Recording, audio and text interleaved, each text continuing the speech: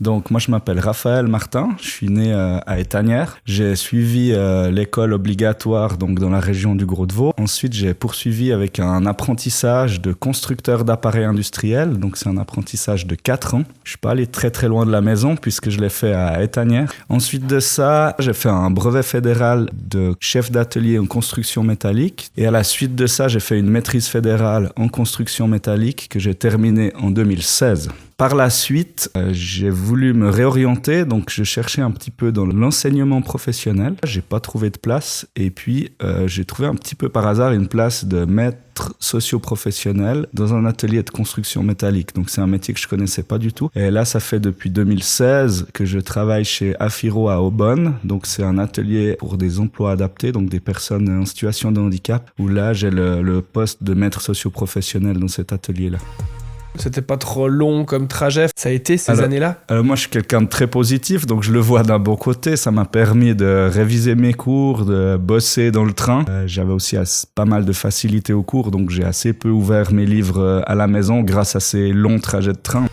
Alors le brevet, c'était à l'école de la construction à Tolochna. Ouais. Donc c'est le brevet de chef d'atelier en construction métallique. Donc là, c'était les cours, on avait le samedi. C'était une formation par module. Il y avait 12 ou 13 modules à acquérir. Ça allait du marketing, comptabilité, dessin, connaissance des matériaux, gestion d'équipe, gestion du personnel. Enfin, c'était vraiment très, très vaste. Donc l'idée du brevet, c'était vraiment de gérer une équipe dans un atelier. Et c'est quoi la grosse différence entre la maîtrise et le brevet? C'est quoi les steps supplémentaires?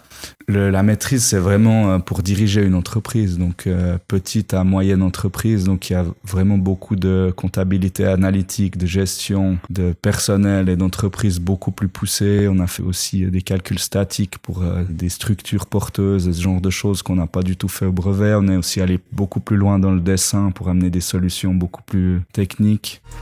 Moi, c'était plutôt pour moi personnellement, pour être vraiment outillé comme j'ai besoin pour des situations qui peuvent être plus complexes à gérer, et puis aussi par légitimité envers moi-même et le métier, et aussi par respect envers les collaborateurs que j'encadre, d'être bien formés. Ça va les aider aussi à être plus confiants, même s'ils ont la parfaite confiance envers moi.